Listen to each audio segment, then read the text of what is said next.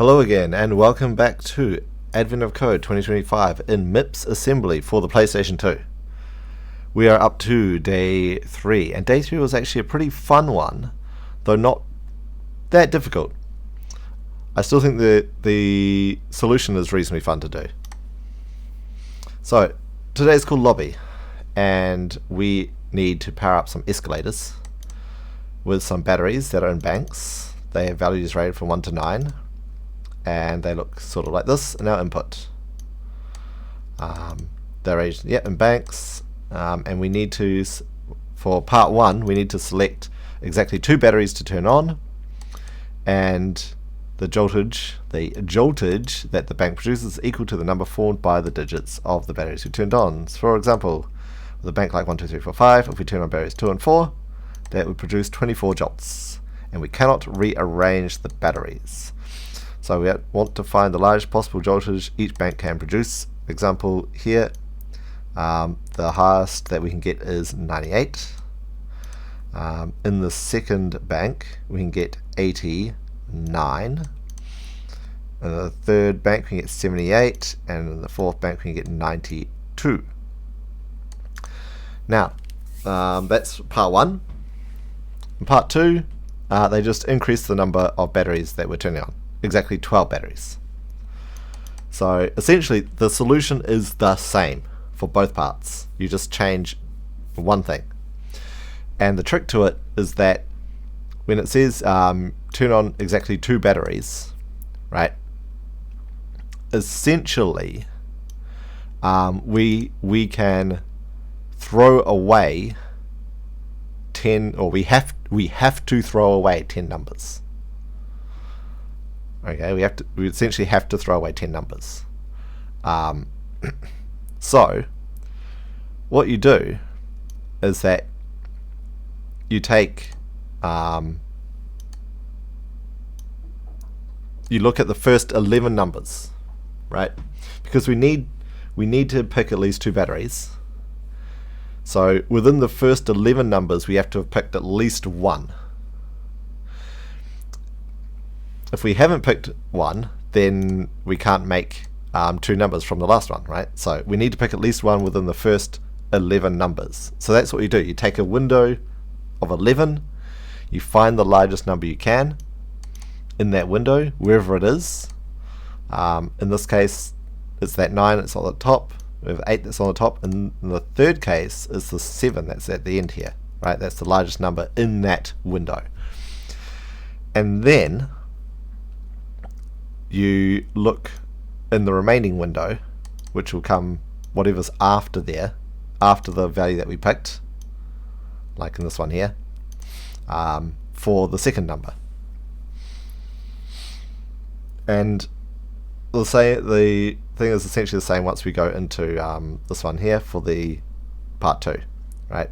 So in this one, well, in this case, I'm saying we throw away exactly 11 numbers, but that's if you've got I said 11.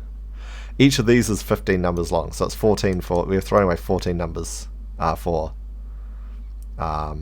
these ones, sorry. And for the second part here, we have to throw away 3 digits. We have to throw away 3 digits, right? So instead, our first window is going to be 4 numbers. We have to pick a number within the first 4 numbers, the biggest number in the first 4 numbers, right?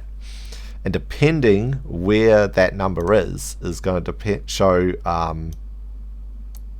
how many more numbers we can throw away, right? So I think the best example of this is probably the third one here, right? So we look at this window, this 4 number window, and the largest number is the 4. Right, so I've already thrown away 2 of the 3 numbers that we need to throw away. Right, so the next window is essentially just 2 numbers. Right, we still need to throw away 1 more number before the rest. Right, what was it? We need, like, after we've selected this first number here, we need 11 numbers, and there are 12 digits remaining, right? So the next biggest number, yeah. So we need to pick something from this window here, which is going to be the 3, and then it just goes onwards. Because even if, like, this 4 here is bigger than the 3, but if we pick the 4, then we can't pick any, we can't pick enough numbers afterwards. So we have to pick this 3, and so we throw away that 2, and that's how we get the biggest number we can out of this one here. And it's the same sort of thing that's going on here as well, right? We have to throw away 3 numbers, and it ends up being these 3 ones here, right? Because our first window here is like 4 digits, and we pick the first one, and then the next one's going to be 4 digits, because we still need to throw away 3 numbers, but we skip 1, and the next one's going to be 3 digits, because we've skipped this digit, this one here. Oh no, wait, sorry, this one here, sorry. 4, and we skipped 1, and it's going to be 3 here, and we skip that one. And it's going to be like 2 here, and we skip that one there, and then we have to just pick everything else, sort of thing, right? And so that's how it works. And we end up with a very big number at the end of this one here, because very big numbers that we are adding together, 12-digit numbers. And we have to sum all those values up to get the result. Okay, let's go into the code itself now. So, relatively ordinary start to it. We clear our ASCII num and this new value in memory called numList, and we get our input start and end. We've got our input loop. We check if S6 is less than S7. If it is not less than S7, then we load OA. Well, we load OA into S3 anyway, but we branch to the process nums, so that's the end of the input. We still need to process the last number. Then we load the byte out of the input if we've gotten to here. If it's equal to OA, then we branch to process nums, but we also load OF into S3, so that we're not going to trigger something over here when we go to the end of process nums, but we are still branching because it's the end of a line. So this OF we're going to use to take the digit out of the ASCII, and we're going to store it into this S0, which is our numList here. Right, we load the length of the numList, we add 1 to it, we store the length back, we add that length to the memory address, and we store that digit onto the end of numList, and we increment our input pointer. And then our process nums here, we load the length of numList if it's 0, which shouldn't happen but might happen if there's extra empty lines on the end of the input. We skip the solution if that's the case. Otherwise we jump to the 2 solvers, silver solver, gold solver, and either way, once we come out of those, we go into here, we check if we store zeros into numList to clear that out, and then we check if S3 is equal to OA, and if it's not, then we increment the input loop. We jump to increment loop input sort of thing. We jump to input loop increment to increment the pointer for S in S6 and go back into the loop, or continue the loop, and that finishes the day. So that's fairly simple. Reading through the input, let's have a look at the solver. Right, we back up all these registers. ASCII num is going to go into S0, and we clear out ASCII num in memory to make sure it's ready. S5 here, what I'm loading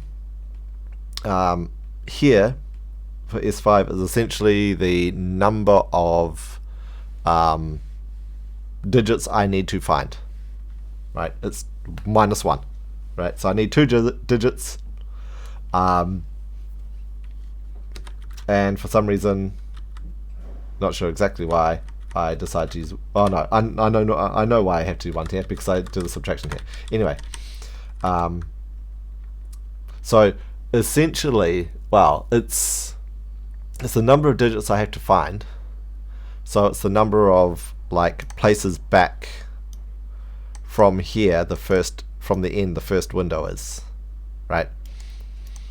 So this value S0, S5 is used to find the end of the window each round. So like I load numList, I load into S6, I get the length into S7, I add S7 to S6 to get the end, the final value in the numList. Then I subtract this S5 from it, and so it's pointing to here, and so that's the end of the first window. Well, that's the end of the current window, right? And I add 1 to S6, and so that was pointing to the length of numList, and when I add 1 to it, it'll point to the first digit in numList, right? And so then we go into the silver prep here. I clear out S3 and S4. I started using these move Z, which it moves if it's 0.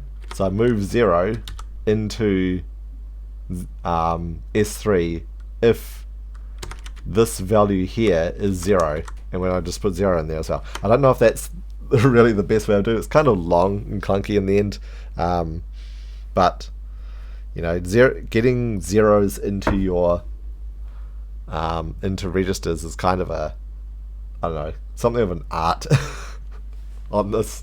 It's kind of weird. Anyway,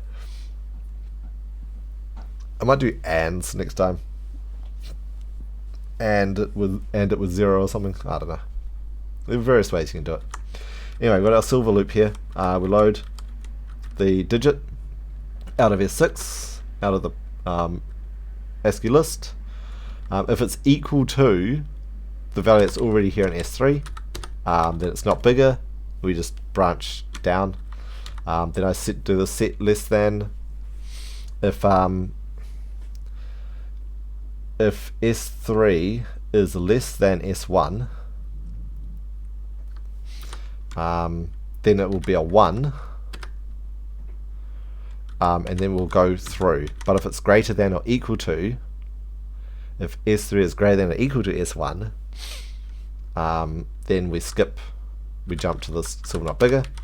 So if we've made it through both of those checks, then S1 goes into S3, and S6 goes into S4. So we've also got the address where in memory the current largest number is, and then we add 1. Well, we check if S6 is equal to S7. Remember, S7 was the length minus S5, which is 1. Then we add 1 to S6.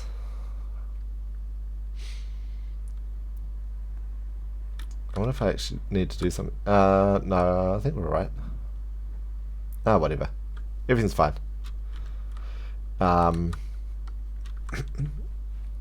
And then we loop. Yeah, so if it's not equal to S7, then we loop. If it is equal to S7, we add 1 to it anyway.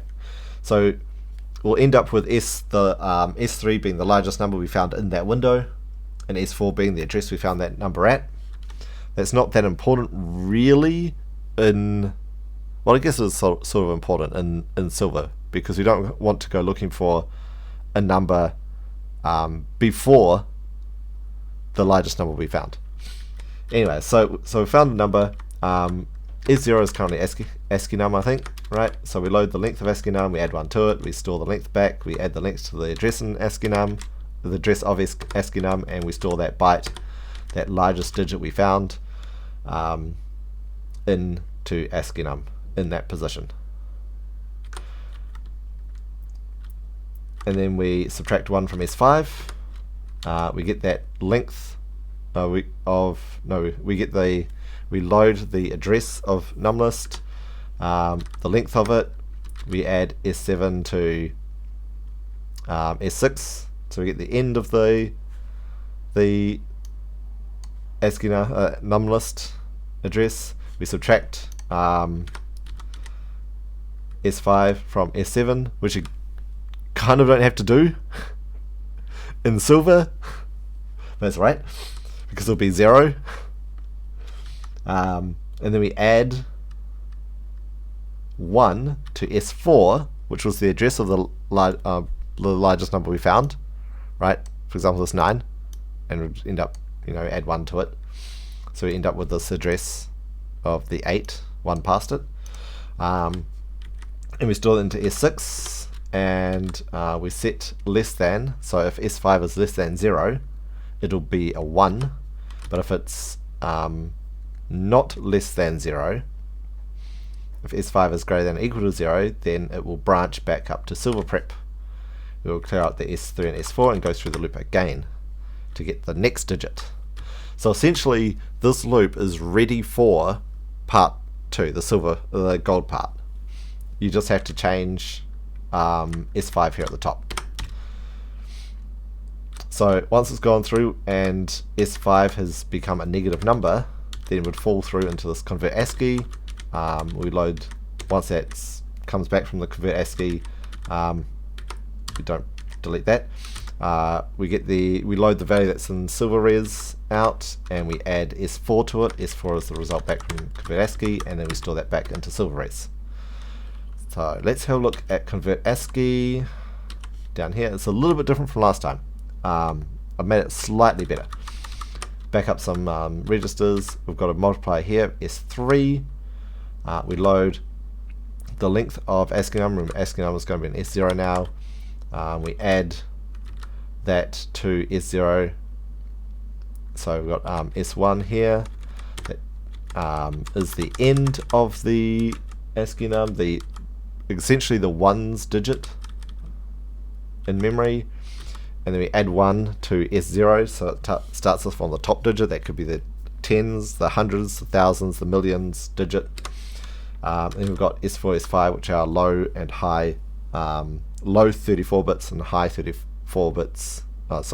Low 32 bits and high 32 bits, and now 64-bit result. And so first what we do is that we multiply both of those by 10. The low part and the high part by 10. If there's, I essentially add an overflow, the high 32 bits of the low result, because this 32-bit multiplication returns a 64-bit value that's split between the low and the high 32 bits, low 32 bits and high 32 bits.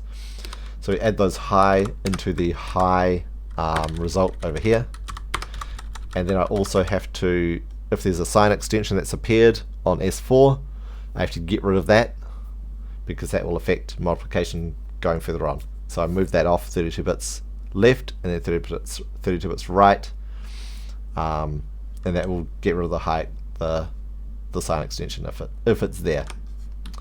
And then we load the byte that's out of the position in ASCII num we're looking at, and we just add that straight into the low result. And then we increment S0. If we're not equal to S0 is not equal to S1, then we branch into the loop again, but we increment S0 in the branch delay slot, right? So we're going from like the millions column, and every time we're multiplying the result by 10, which shifts it all along, and we end up with things in the right places. So it's better than the last one where I had 4 multiplications going on. Now I've only got 2, but I could still do that better by doing bit shifts instead of an actual 10 multiplication.